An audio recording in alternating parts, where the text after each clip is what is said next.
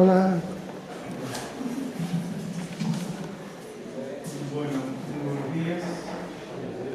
Vamos entonces a iniciar con la actividad.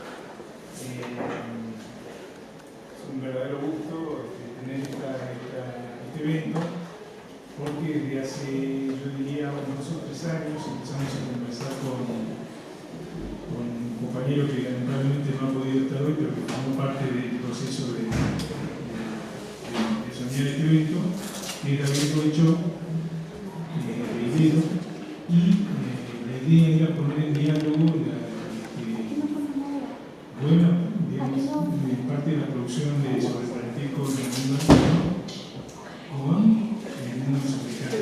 Así que ese es el sentido profundo que tiene este evento. Así que realmente estoy muy contento por tener la posibilidad de echar a andar esta rueda, y que tendrá otros eventos posteriores que voy a comunicar después. Tendrá un evento el 12 de junio, es miércoles, donde va a estar también los aquí presentes, que ya voy a presentar, y el propio Goichó y yo también. Eso es el 12 de junio. Por otro lado, es un gusto compartir aquí con los compañeros que paso a presentar. Entonces, en primer lugar, a Pablo Sendón, que viene afuera, vamos a darle esa primera presentación.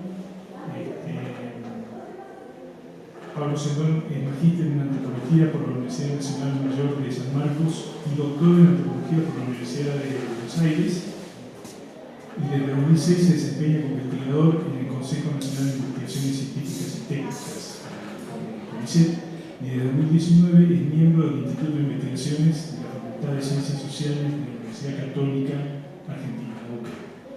Realiza investigaciones etnográficas entre poblaciones campesinas indígenas del macizo de Ausangate, en la provincia de Canchís y de Quista, en el sur del Perú. Entre sus publicaciones destaca Ayllus de Ausangate, parentesco de organización social en los Andes del sur peruano, de 2016. Eso es un libro, ¿no?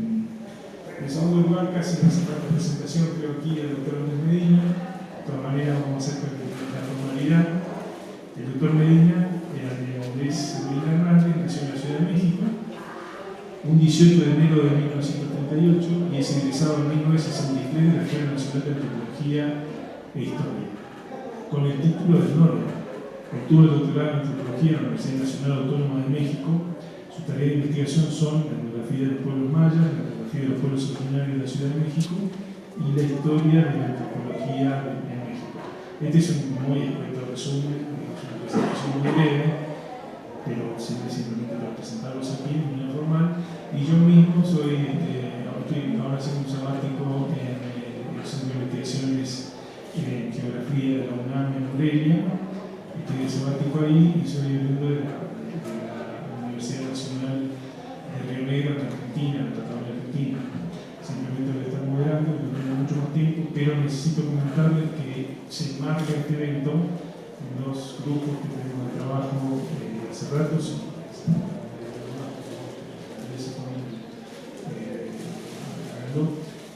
Uno es una red de estudios sobre familia y parentesco que tenemos, RIFAP se llama, con actividades mensuales, conferencias mensuales que tenemos por vía virtual. Y el otro es un grupo que tenemos sobre comunidades subjetivas y futuros. Ambos están formalizados en la Asociación Latinoamericana de Antropología en NAGA, y llevamos diversas actividades. Total que esto también un poco de esfuerzo de un conjunto de gente con la cual hemos conversado la posibilidad de empezar a conversar sobre todo sobre el año de Cuni, y ha sido de alguna manera una de las metas que hemos tenido en ambos grupos, donde yo participo. Y entonces, sin más, yo le daría en primer lugar la palabra, que me parece a Andrés, reiterando que es un gusto escucharlo aquí, y para que empecemos a conversar sobre los grandes temas. Muy bien, pues bienvenidos Pablo, bienvenidos Javier. Este es un tema que vamos a notar que tiene importancia central porque escasamente se ha realizado una comparación entre las bases sociales y económicas de las grandes regiones de América, las dos grandes civilizaciones, Mesoamérica por una parte y los Andes. Son dos grandes tradiciones que se han hecho algunas comparaciones a nivel de la religión, algunos elementos, pero no hay todavía una escuela que sistemáticamente comience a hacer comparaciones, y realmente los sistemas más complejos de continentes son los de los Andes y Mesoamérica. El otro elemento que hay que destacar, y es que después de mucho tiempo en Perú, a raíz de varios incidentes, se suspendió prácticamente la actividad antropológica, y ahora afortunadamente el doctor Pablo Sendón ha hecho trabajo en el sur de Perú y nos da una información muy rica, muy compleja, con un gran esfuerzo sobre las comunidades del sur del Perú. Entonces tenemos material para trabajar comparativamente con lo que pasa en México. En México igual, el tema de parentesco ha sido un tema no muy socorrido, de hecho es como un tema marginal de alguna manera. Sin embargo, los descubrimientos recientes, las propuestas recientes de la agroecología nos han llevado a mostrar, yo he trabajado ese tema, cómo el parentesco constituye la base económica, social de los pueblos indígenas. Y en ese sentido, creo que se abre toda una discusión porque de por sí el tema de Calkul, en el caso mexicano, ha sido el eje de buenos planteamientos. Desde la planteamiento ahorita, el siglo XVI, desde Morgan en el siglo XIX, cuando dice que Calkul es un clan homogéneo y un tipo de lo que es, hasta cuando Aguirre Beltrán en 1953 dice que efectivamente el Calkul es la base de las sociedades mexicanas y que el Calkul va a ser la unidad política, social más importante, y él escribe la transición del Calkul, como lo plantea, a la República de Indios como una sustitución dentro del propio Calkul, lo cual es ahora con datos de la historia es discutible, porque lo que se ha encontrado es que si bien la base social es del Calkul, un grupo de parentesco, la base política es el Altepetl, es la sociedad, el sistema político por excelencia es Altepetl, integrado por diferentes Calkules. Esa discusión apenas se está abriendo, sobre todo con lo que es el Altepetl, pero creo que la discusión que está más abierta a cosas novedosas es las características específicas de los Calkules o del parentesco en las comunidades indígenas contemporáneas. Platicando sobre esta situación, encontramos que solamente la etnografía puede ofrecernos datos que nos permitan reconstruir los procesos históricos que están en la configuración de los grandes sistemas políticos religiosos andinos y mesoamericanos. Solamente a partir de esta base etnográfica, los datos concretos, podemos comenzar a entender estos grandes procesos. En el caso de México, yo publiqué un artículo en 1975 donde hago una primera revisión de los sistemas de parentesco, lo que teníamos, lo que se ha publicado. Después, quien ha trabajado el tema ampliamente es David Robichaud de la Universidad Iberoamericana. Él hace un coloquio en los 90s que convoca a gente de diferentes partes con diferentes temas. El resultado es 3 libros sobre parentesco, el resultado de las ponencias que se presentan del trabajo del mismo. Y él plantea ya un sistema familiar mesoamericano, que es lo que dice, que caracteriza a las comunidades indígenas mexicanas. Él no se mete con el tema mesoamericano como base, él se califica su propuesta como sistema familiar mesoamericano. Lo que encontramos también es, y yo he trabajado, hecho etnografía, y yendo al campo me encuentro con que el ámbito del parentesco que tiene mayor significación es el trabajo en la milpa.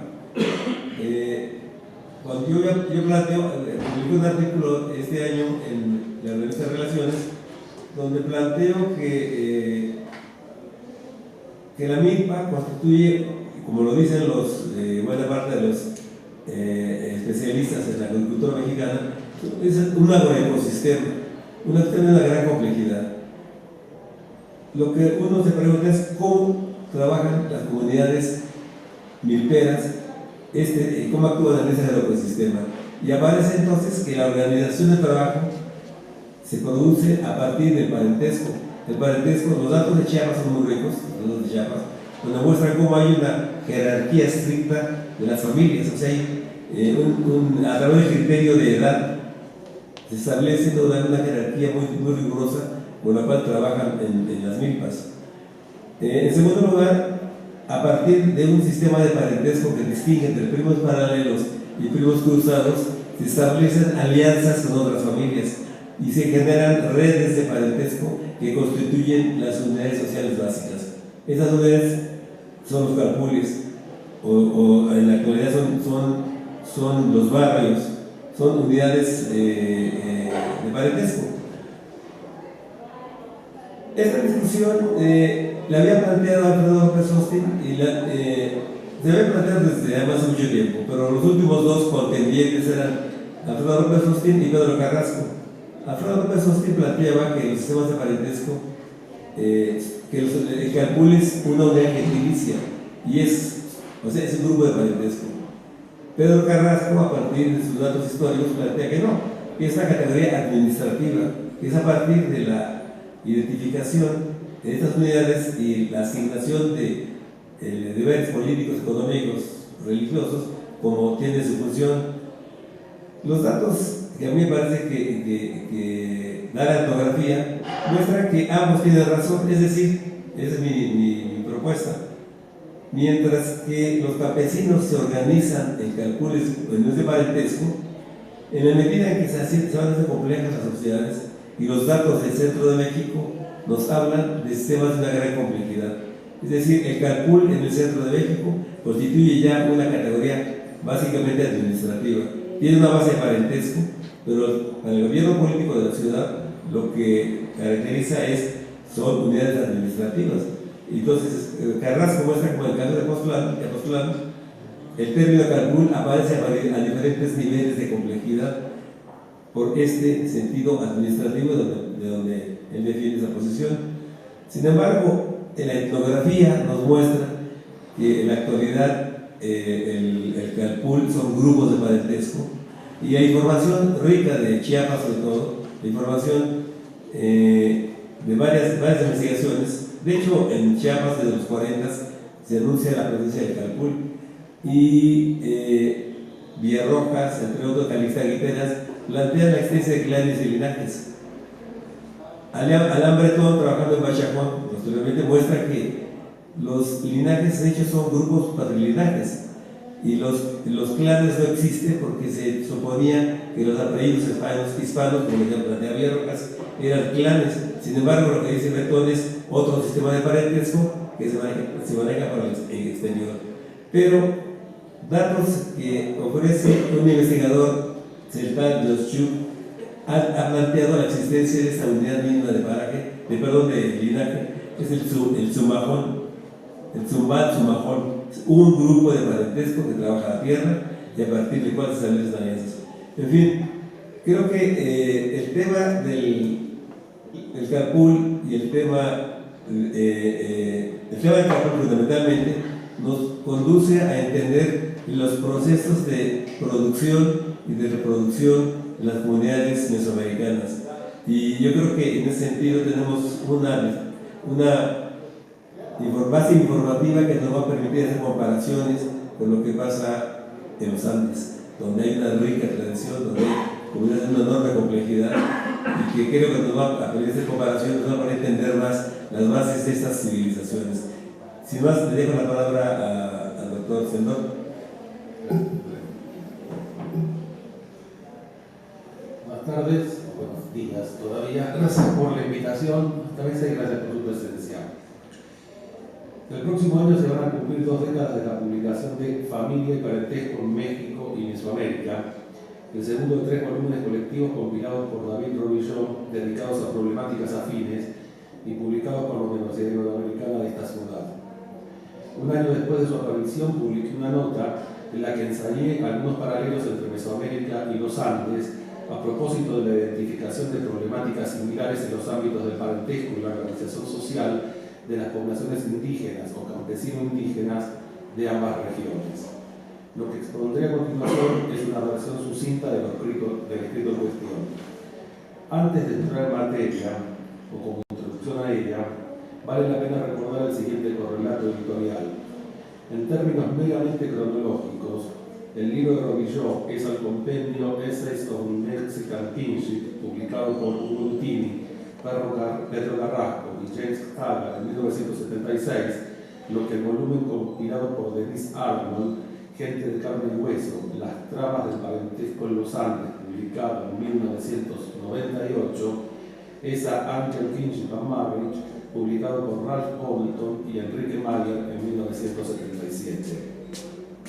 Mientras que este último volumen dio su versión en castellano en 1980 y también en 2021, hasta donde sé, su par mexicano no mereció tratamiento similar, hecho que me lleva a proponer el interés en hacerlo, es decir, en traducirlo, sobre todo atendiendo el ámbito en el que nos encontramos esta mañana.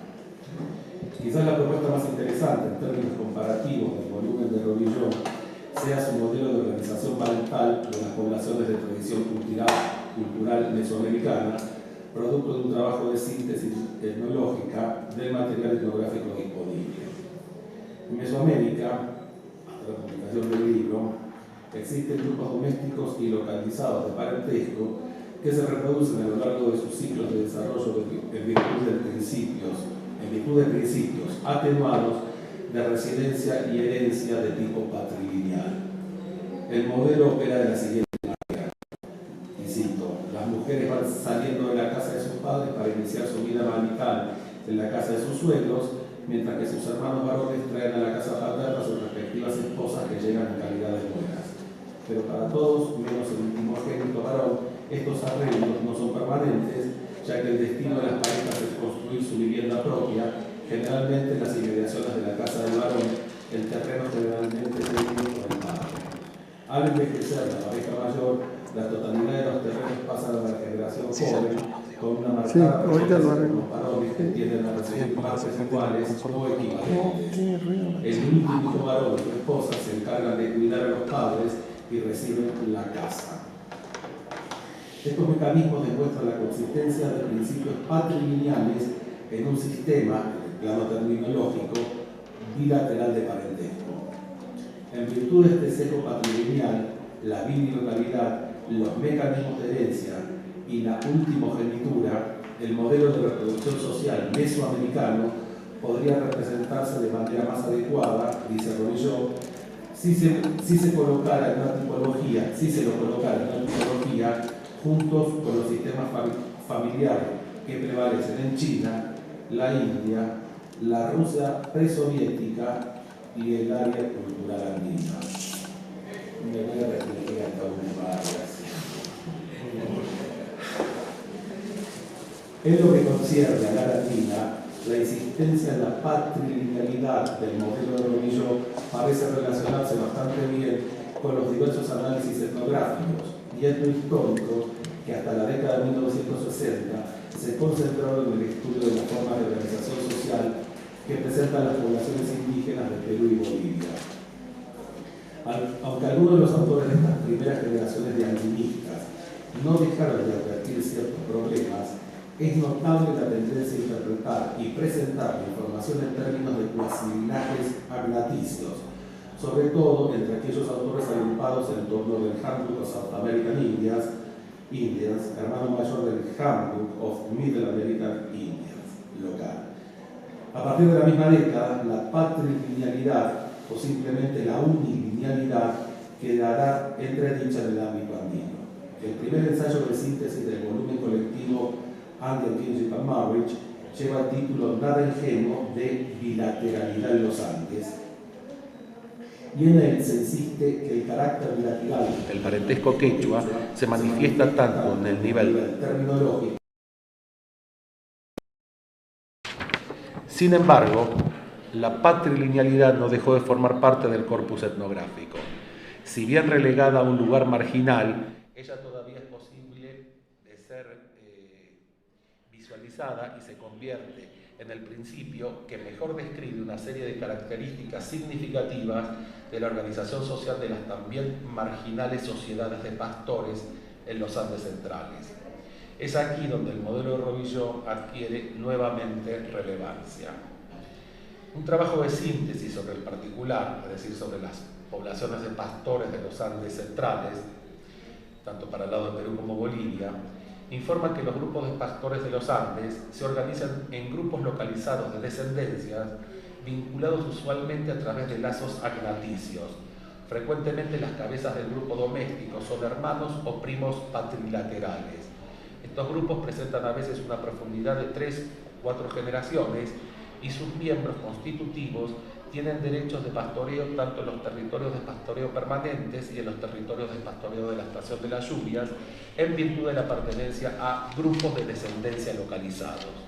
Cada grupo doméstico utiliza una porción del territorio para su propio mantenimiento, pero la propiedad permanece incorporada con la cabeza principal del grupo doméstico que actúa como testamentario. En tales casos, solo los hijos y las hijas solteras pueden reclamar terrenos.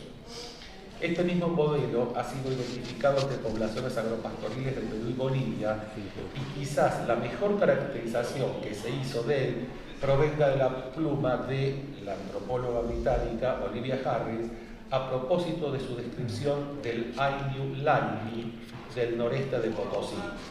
Sobre el Ainu en cuestión, Olivia Harris dice lo siguiente: mientras que la linealidad no es enfatizada entre los Laini, la bilateralidad de sus reglas de parentesco se ve en realidad sesgada hacia formas de descendencia y prácticas de residencia masculina. La tierra es controlada en grandes unidades por unas pocas personas que asignan parcelas a sus agnados. La mayoría de los Laini tiene acceso a la tierra a través de vínculos agnaticios y consecuentemente forma un grupo corporado agnaticio en ciertos contextos. Como resultado, el matrimonio es usualmente birilocal, a menos que una mujer heredase en ausencia de herederos masculinos. Por lo tanto, mientras que en términos formales las relaciones de parentesco están basadas en principios cognáticos, en la práctica los principios agnáticos son de mayor importancia en el nivel local. En cualquier caserío es muy probable que exista un núcleo de hombres relacionados agnáticamente, cuyas mujeres foráneas estén relacionadas entre sí principalmente a través de la mediación de sus maridos. Sería ingenuo pretender que el modelo de Rovilló sea aceptado unívocamente y en su totalidad. Sin embargo, más o menos alineados con este modelo, varios de los autores concentrados en poblaciones rurales abordan una serie de problemáticas también presentes en la bibliografía andinista y cuyos resultados presentan una notable similitud. El estudio de la creciente consolidación del régimen colonial español en México central a través de la lectura de los textos de litigio sobre propiedad a lo largo del siglo XVII lleva a advertir una serie de transformaciones en las relaciones de parentesco, entre las que destacan la gradual desaparición de categorías terminológicas más amplias, la estructura de los grupos domésticos multifamiliares, un nuevo énfasis en vínculos de afinidad y el pasaje de formas matrimoniales birilocales a otras alternativas. Sin embargo, la transformación fundamental se asocia con la manera en que los nahuas conceptualizaban el parentesco. Este, en un comienzo cognaticio, va adquiriendo características netamente patrilineales. El pasaje se da desde fines del siglo XVI y se extiende a lo largo del siglo XVII y es producto de factores tales como el trastorno demográfico, la extensión de la política tributaria y la influencia creciente de la monogamia en la familia nuclear como unidades parentales. Ecos de este mismo proceso lo encontramos en el análisis del historiador David Garrett. Por supuesto que son nombres que para ustedes, a la mayoría de ustedes, no suenan mucho, pero son figuras importantes en los ámbitos de estudios antropológicos y etnohistóricos en el ámbito andino. De ahí que me tomé el atrevimiento en citarlos con nombre y apellido.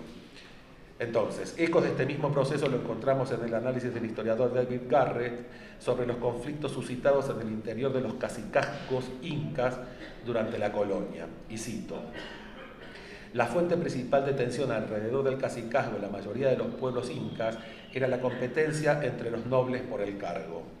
En un sentido, el núcleo del conflicto era si la autoridad pasaba a través de la sucesión fraternal o filial. Antes de la conquista, la autoridad imperial incaica pasaba de un padre a un hijo, pero la autoridad del Ayllu fue siempre entendida de manera fraternal. En este caso, los hermanos, todos los primos masculinos en la línea paterna, detentaban el poder, y mientras un individuo lo personificara, a su muerte él pasaba a otro de la misma generación. La imposición de la monogamia, y con ella tempranamente la familia europea moderna y la estructura doméstica, condujo a favorecer la sucesión de padre a hijo y, ante la ausencia de un hijo, de padre a hija antes que a un hermano o un primo. El problema de la transición de un patrón cognaticio a otro patrilineal fue también subrayado por antropólogos andinistas, sobre todo al momento de confrontarse con el problema de interpretar la información contenida en fuentes históricas. Para el caso del grupo Quero, en Paucartambo, en el sur del Perú, Óscar Núñez del Prado, al analizar la herencia de nombres en registros parroquiales, advirtió un fenómeno similar y contemporáneo a su homólogo mexicano. Hemos anotado que la familia Quero es de base conyugal y residencia patrilocal cercana. En cuanto al parentesco, la filiación que sigue actualmente es patrilineal. Sin embargo, parece que antiguamente la ascendencia regía en un sistema diferente.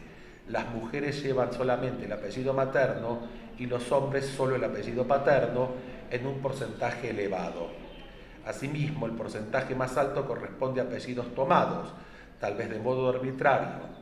Ambos hechos están en relación con las costumbres actuales de tomar en ciertos casos nombres que agradan o a quienes los toman, y la tendencia a contar la ascendencia femenina por la rama materna y la masculina por la del padre. Los hechos anotados parecen indicar que antiguamente existió un sistema de filiación ambilineal y que el sistema actual patrilineal es de innovación reciente. Los análisis de la terminología de parentesco náhuatl también manifiestan coincidencias formales y funcionales con el sistema quechua. Fundamentalmente, del análisis terminológico es imposible inferir patrones matrimoniales y sistemáticos, y las mismas prácticas matrimoniales manifiestan un carácter proscriptivo en virtud de la cual las reglas matrimoniales se asocian más bien con el tipo de las estructuras que han sido rotuladas como complejas. Pues bien, Juan Osorio Acuña, en su propia evaluación del corpus sobre parentesco andino, se pronunció con respecto al uso terminológico y las regulaciones matrimoniales en los siguientes términos. A diferencia de lo que ocurre con los sistemas elementales de parentesco prescriptivos, el sistema andino tan solo se limita a proscribir con qué categorías uno no se puede casar. Aparte de esta regla, que es de naturaleza negativa, el matrimonio, en tanto que expresión de intercambio de grupos, encierra reglas de carácter positivo que son deducibles estadísticamente. Esto yo lo escribí antes de leer los trabajos de Andrés Medina sobre el particular, que entiendo que apuntan a direcciones alternativas interesantes de ser exploradas. Un segundo análisis de la terminología de parentesco de un grupo náhuatl contemporáneo a la luz de las antiguas relaciones terminológicas invita a inferir antiguas prácticas preferenciales de matrimonio. Cito, esto sugeriría tal vez una antigua práctica matrimonial de intercambio de hermanas o de hermanas clasificatorias. En esta misma dirección, Tom Soidema, al pronunciarse acerca del tan mentado dualismo propio de las formas de organización social andinas, afirmó que, regresando ahora a las prácticas andinas de parentesco, notamos que el intercambio directo de hermanas entre dos hombres o familias era un ideal en la sociedad andina hasta poco tiempo después de la conquista y permanece así incluso en la actualidad. Resulta imposible dejar de mencionar el lugar que ocupa la práctica de la poliginia en muchos de los problemas con los que se topan los autores de ambas áreas de estudio. En el trabajo sobre el impacto del régimen colonial en el universo náhuatl se subraya la perplejidad de los sacerdotes españoles al constatar la presencia generalizada de la poliginia entre los sectores, sobre todo nobles, de la población sujeta a nuevas regulaciones tanto civiles como religiosas. En los Andes y en situaciones similares de extirpación de idolatrías, censos de población e implementación de políticas religiosas de matrimonio, Carmen Bernard advierte la presencia de la poliginia y se pregunta si ella era prerrogativa del poder cacical o también se extendía a otros sectores de la población. Las conclusiones en las que arriba adquieren especial relevancia a la luz de la información mesoamericana. Aunque la importancia económica de la poliginia aparece claramente en el documento, no podemos afirmar con certeza que esta institución estuviese en tiempos prehispánicos tan extendida como en la época de la redacción de la visita que está contemplando la autora en el estudio que estoy citando. Es muy posible que por razones demográficas que quedan por estudiar concretamente, el desequilibrio de la sex ratio a favor de las mujeres haya favorecido este tipo de uniones. En todo caso, la poliginia como consecuencia eventual de la mortalidad masculina permitió a su vez el ascenso social de individuos que no gozaban quizás de un rasgo particularmente elevado antes de la conquista. La contrapartida de la extensión de la poliginia tuvo que ser necesariamente la monogamia generalizada para los más desfavorecidos y en muchos casos la imposibilidad de encontrar cónyuge para formar un hogar y asegurar la descendencia. Las pruebas sobre la presencia de la poliginia en Mesoamérica y en los Andes no se restringen a la información consignada en fuentes coloniales, ella también es deducible desde la óptica que involucra el análisis y los usos de los términos de parentesco en contextos sociológicos específicos. Un tercer análisis dedicado a la terminología de parentesco, CORA, busca tender puentes de continuidad entre la información procedente del siglo XVIII y la información etnográfica contemporánea. Las conclusiones de este ejercicio hablan por sí mismas.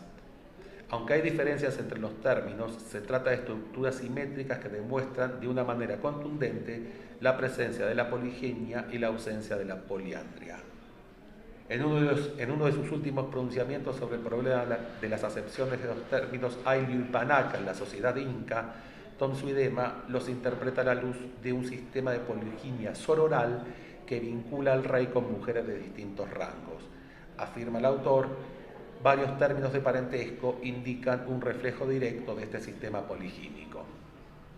En fin, muchos de los aspectos generales del modelo propuestos para el área cultural mesoamericana, así como muchas de las particularidades abordadas en los problemas específicos, más o menos directamente relacionados con él, encuentran un resonante eco en los Andes, tanto en lo que respecta a las dinámicas parentales de las sociedades indígenas, como a sus eventuales transformaciones en el tiempo.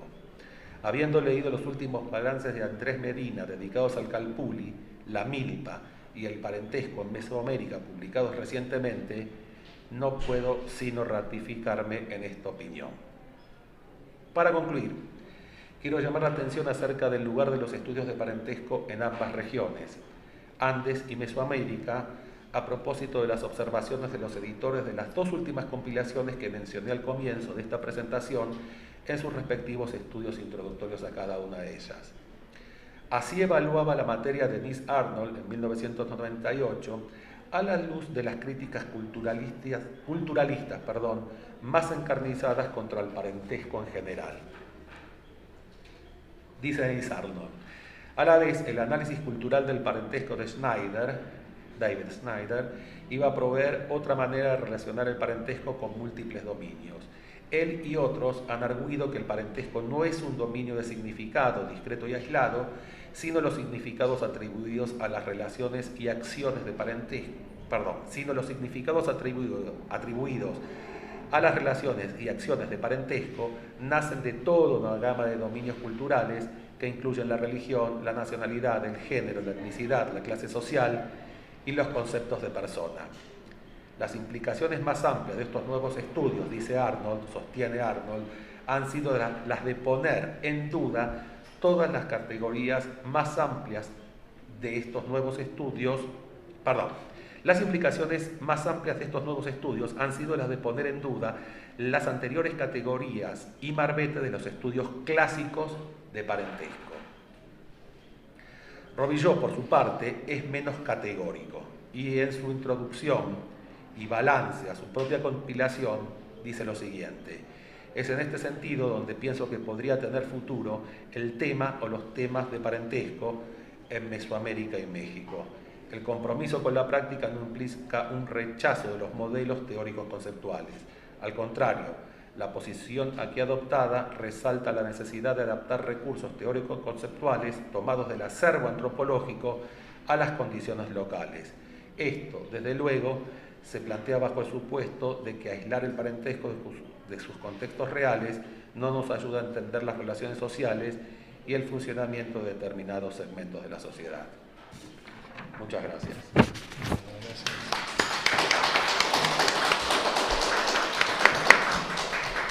Quisiera añadir algunos comentarios.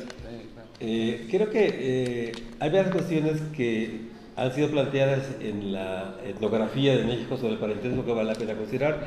Creo que incluir la parte histórica hace más complejo el problema. Pero en mi perspectiva, partir de la etnografía nos permite de alguna manera entender los procesos que van del siglo XVI, digamos, hasta la actualidad. Pienso en varios datos, por ejemplo, en la poliginia. Ese es un fenómeno que ha sido reportado actualmente en varias partes de Mesoamérica. En la Huasteca, concretamente, se habla entre pueblos nahuas de la poliginia. No se da una explicación. Pareciera ser, y bueno, el propio trabajo de Tlaxcala, de Nutini, también encuentra alta poliginia en la población que él estudia.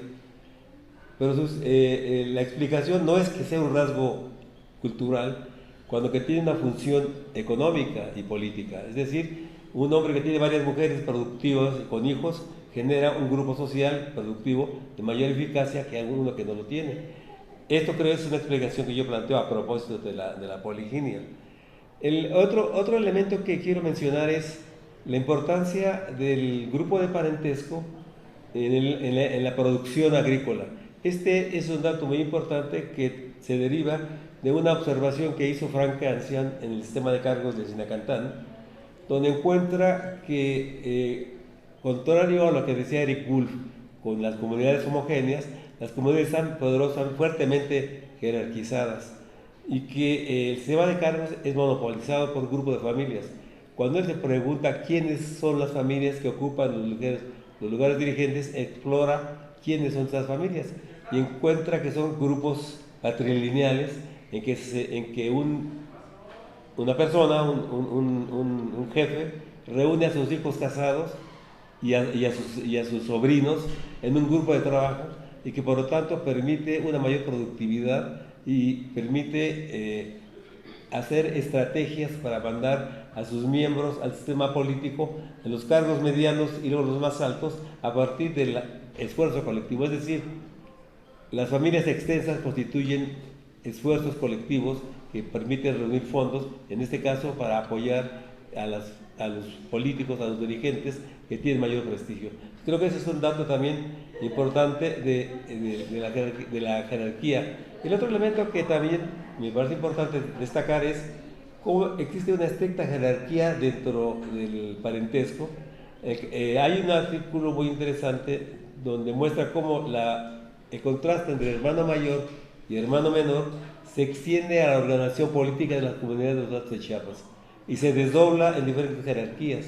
Pero lo que esto explica es que toda actividad está altamente jerarquizada desde el parentesco hasta el nivel comunitario, y que la lógica del parentesco se extiende a toda la comunidad para establecer estas jerarquías. Es decir, aquí la etnografía nos da pistas interesantes. Finalmente, el otro comentario que quiero hacer es eso de los matrimonios entre primos cruzados. Este fenómeno lo ha reportado muy bien la etnografía yucateca. Los trabajos de investigación que han hecho el equipo del INAH, dirigido por el Afani Quintal en Yucatán, muestra la importancia de la formación de barrios o de zonas que tienen un mismo apellido a través del matrimonio de primos cruzados. Ellos no exploran la terminología de parentesco, pero lo dan cuenta de la formación de estos nuevos barrios que asumen un apellido, que trabajan juntos y que establecen, por lo tanto, matrimonios entre grupos de familias. Algo que también plantea Alain Breton en el caso de Bachajón, grupos de familias que generan vínculos privilegiados y constituyen sectores que controlan la tierra y la producción de una sección de la comunidad. En fin, creo que tenemos materiales y temas para comparar y entender las dos regiones. Creo que la posibilidad de hacer comparaciones y de conocer lo que se hace en ambas regiones nos va a permitir un mayor nivel de generalidad, y creo que esta es una ventaja que debemos de abrir y sostener, es decir, comenzar a hacer trabajos comparativos entre los Andes de Mesoamérica nos va a permitir entender mejor no solamente ambas regiones, sino procesos de orden general más importantes. Así que creo que tenemos materia para trabajar. Sí. Javier, ¿quieres reaccionar, Pablo, o yo meto ahí una cuña? A ver, me gustaría decir algo muy corto. Este texto que compartí con ustedes es una reacción, ¿cierto?, a este volumen de David Robillo publicado en 2005. Yo no conocía a Andrés Medina hasta hace 3 meses y tampoco su obra. Al haber rozado un poco su obra, como lo dije en el texto, no solo ratifico muchas de las cosas con las que expuse, sino también caigo en la cuenta de que hay todo un abanico de posibilidades exploratorias dignas de ser llevadas a cabo. Quiero comentar una infidencia que es la siguiente. El día de ayer Andrés Medina compartió con nosotros un texto que es su primer balance de estudios de parentesco, escrito por su pluma, del año 75, y yo le dije que en el año 75 yo tenía 4 años, porque había nacido en el año 71. Entonces, habiendo conocido a Andrés Medina, al escuchar las cosas que sabe Andrés Medina, a mí no me resta sino callarme la boca y aprender. Gracias. ¿Funciona esto? Sí. ¿Sí? Bueno, yo Si no, realmente en vínculo con lo que veníamos conversando, ¿se escucha ahí más o menos? A ver, vamos a ver. Hay un tema que es importante, la última parte de la primera locución de Pablo, está vinculado a lo que acaba de decir también. La historia de los estudios de parentesco en antropología es, diría yo, un poco hasta triste, porque tuvo un enorme papel, digamos, en el comienzo de la antropología, y poco a poco fue quedando, digamos, relegada, ¿no? Y otros temas se han puesto centrales en la disciplina, muchas veces con un esplendor incluso inmerecido, y el parentesco quedó relegado, en el marco de una división del trabajo también bastante marcada con la sociología, que se ocupó de la familia. Entonces, habría que hacer el ejercicio de cuántos libros se escribieron en las últimas décadas sobre familia y cuántos sobre parentesco. Yo creo que una primera conclusión muy obvia, muy inmediata que podemos tomar acá, no sería una conclusión, es que bueno, que hay cuestiones que son fundamentales en relación con la organización social que tienen que ver con el parentesco, ¿no? Y de ahí saco yo la siguiente elaboración, ¿no? Si no estudiamos los antropólogos esto, ¿quién se va a hacer cargo de esto? Entonces hay un papel importante desde el punto de vista disciplinar, ¿no? Porque díganme para quién las relaciones de parentesco no son importantes. Es decir, es algo que en la etnografía salta a la vista todo el tiempo. Sin embargo, estamos un poco muy hilados con otros de los constantes giros teóricos y miramos otras cosas. Así que a mí me parece muy importante retomar este tema considerando, digamos, el hecho de que son unidades básicas de la organización social que tenemos que tener en cuenta, ¿no? Y me parece, en ese sentido, una discusión que hay que seguir, digamos, que hay que continuar.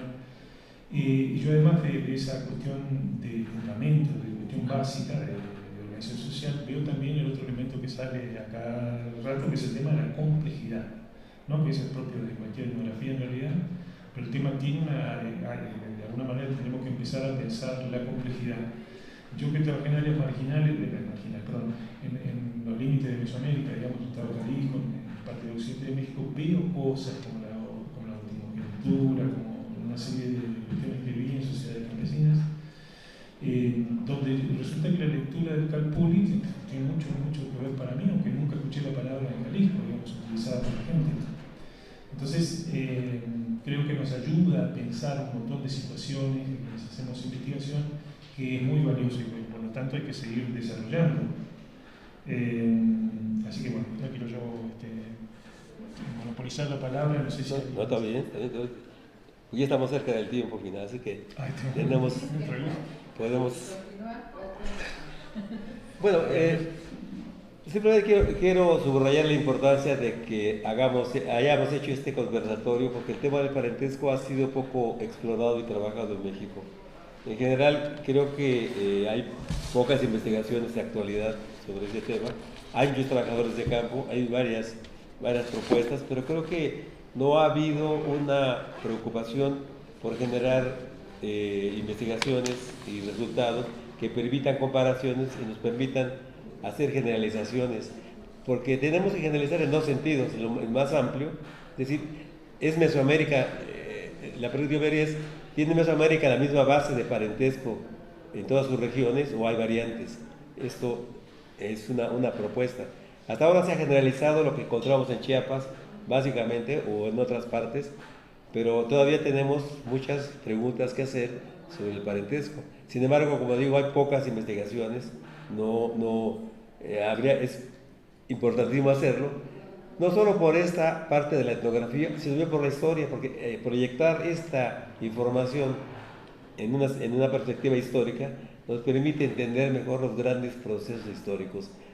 Yo planteo en un artículo cómo a partir de la idea del cálculo como unidad productiva podemos rastrear la historia de Mesoamérica desde el año 4000 a.C., según los datos de la lingüística. La pregunta es, ¿son estas unidades que yo planteo, básicas como los calpules, las unidades de producción que están a lo largo de este ciclo? Es una hipótesis, pero creo que solamente la etnografía y la lingüística y la historia nos permiten entender este proceso histórico. Lo que creo que también es importante es comparar lo que pasa en los Andes. Ahí hay también una tradición increíblemente rica de investigaciones, y ahora esperemos los trabajos de Pablo sobre etnografía creo que muestran la complejidad de lo que pasa en Perú. Los datos del sur de Perú pues hablan de una complejidad que crea problemas comparativos, es decir, la idea de los pisos ecológicos, la presencia de los auquénidos en los altos, en la parte de la alta, genera sistemas diferentes en términos productivos, pero también habría que preguntarse si la base organizativa es semejante a la que hay en Mesoamérica. Pero lo que es cierto es que la situación sudamericana abre perspectivas de comparación y de aprendizaje muy sugerentes por la riqueza, la complejidad de las sociedades que allí existen, y que la etnografía nos está revelando. Creo que es importante ese dato. Tal cual. A ver, un poquito, porque hay un dato un poco sorprendente. Hace poquito escuchamos una ponencia, y lamentablemente no me voy a acordar el nombre de la persona que dio la ponencia, un doctorante en Buenos Aires, que ustedes saben hay una fuerte migración, sobre todo del altiplano boliviano, del sur de Bolivia, hacia el conurbano de Buenos Aires, y resulta ya, creo que comentamos esto con Pablo en su momento, que los grupos que hacen campeonatos de fútbol, como se hacen también en la Patagonia, donde yo estoy, donde también tenemos migrantes de origen boliviano, muchos, dedicados a la producción de hortalizas en fresco en general. Ellos organizan campeonatos de fútbol, ¿no? Donde ahí tienes que probar que eres, para anotarte en la lista y poder participar, tienes que probar que eres boliviano, ¿no? Pero además, los equipos de fútbol se organizan por ahí.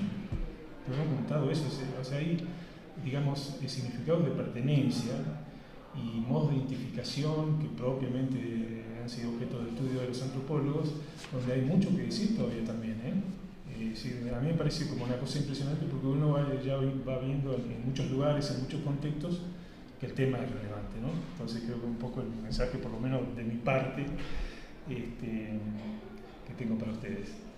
No sé, ¿alguien quiere agregar algo?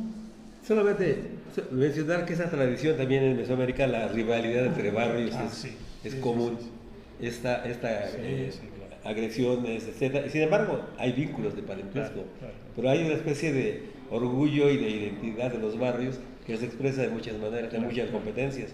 Y en muchas comunidades mesoamericanas siempre encontramos las mitades, el barrio de arriba, el barrio de abajo, y cómo compiten entre sí a nivel festivo, simbólico.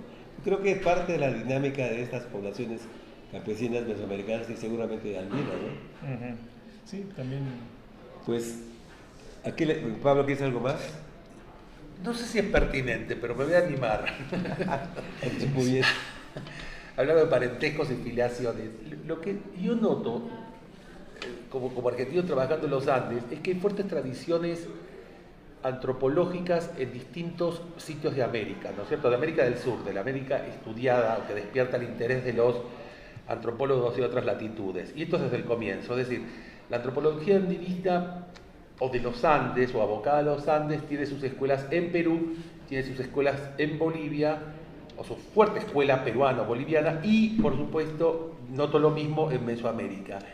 Y noto que muchos investigadores de afuera, ya sea de otras tradiciones antropológicas, digamos así, inglesas, francesas, alemanas, estadounidenses, interesadas en los ámbitos de estudio de poblaciones mesoamericanas, andinas, en sus facetas peruanas o bolivianas,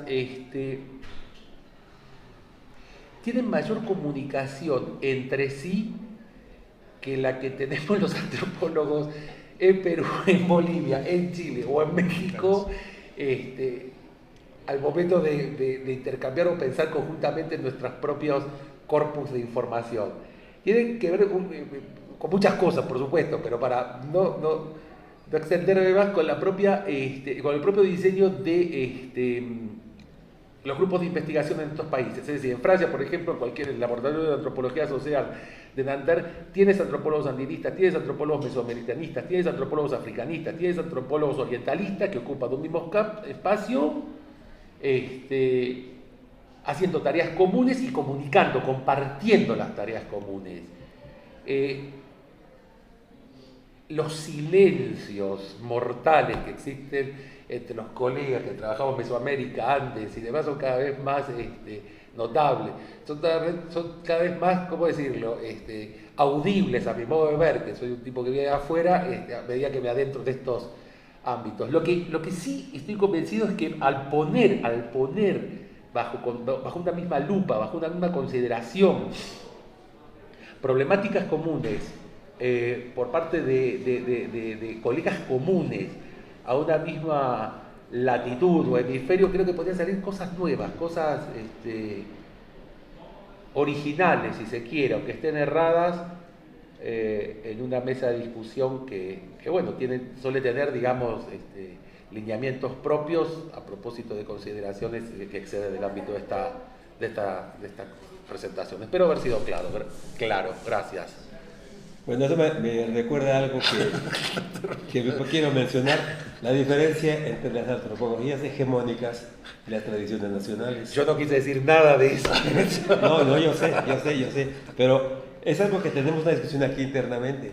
Es decir, tú puedes citar libremente a los autores que tú gustes, pero evidentemente lo que se produce en México no es leído ni en Francia, ni en Inglaterra, ni lo que está en español. El inglés es la lengua en que se comunican, pero evidentemente tenemos tradiciones nacionales y ahí están las tradiciones hegemónicas.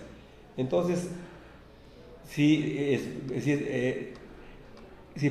trabajamos en función de estos intereses hegemónicos, perdemos de vista la perspectiva local.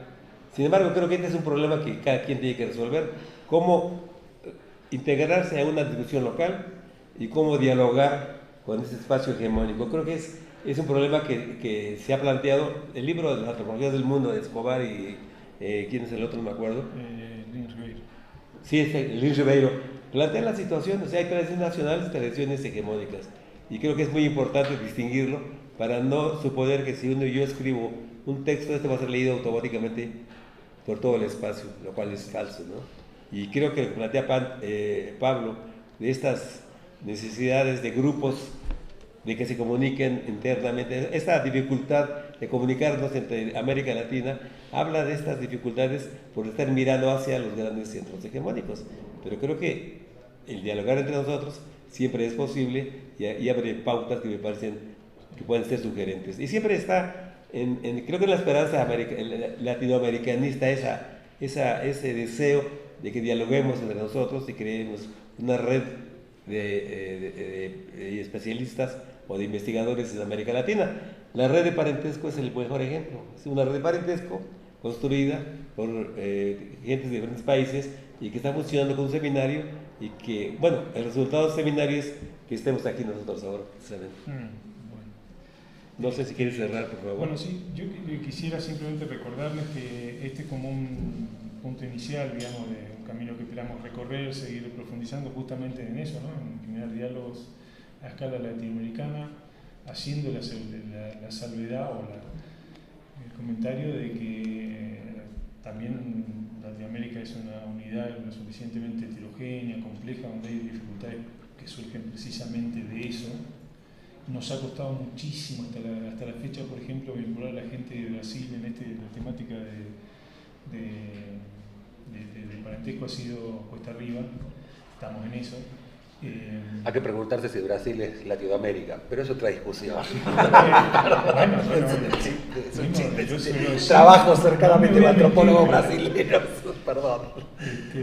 No me voy a meter en la discusión, podría me da ganas, porque la palabra Latinoamérica, bueno, ¿qué pueblo indígena tiene parentesco con la lengua latina? Pero bueno, de alguna manera tenemos que hablar y entendernos, digamos, así que en ese sentido usamos la categoría, ¿no? Pero está clarísimo de que hay formas de pensar comunes, intercambios, que es necesario seguir desarrollando, tenemos esa convicción. Entonces, quería recordarles simplemente que el 12 de junio vamos a tener, ¿cómo podemos hacer esto? Es RIEFAP, la red por la cual trabajamos, que está en todas las redes, bueno, muchas redes sociales, en Facebook, en Instagram, y se los anuncia, pero requiere inscripción, son encuentros virtuales donde las invitamos de manera muy especial para que a veces se enganchan con el tema, pero le vamos a dar continuidad y es el miércoles 12 de junio por vía virtual a las 12 del mediodía de México y se transmite en toda Latinoamérica. De hecho se genera la transmisión en Chile, así que hay horas diferentes, pero acá en México es a las 12. Así que yo sin más, no sé si tenemos que leer también esto. Dice aquí. Bien, vamos a dar una despedida un poco formal acá. Dice, de parte de quienes colaboramos para la realización de esta presentación, les agradecemos el habernos permitido contar con su presencia y les invitamos a continuar participando en las diferentes actividades de esta edición número 16 de la Feria del Libro Antropológico del Instituto de Investigaciones Antropológicas, anunciadas en nuestra página web y por nuestras redes sociales. Que tengan todas y todos una excelente tarde.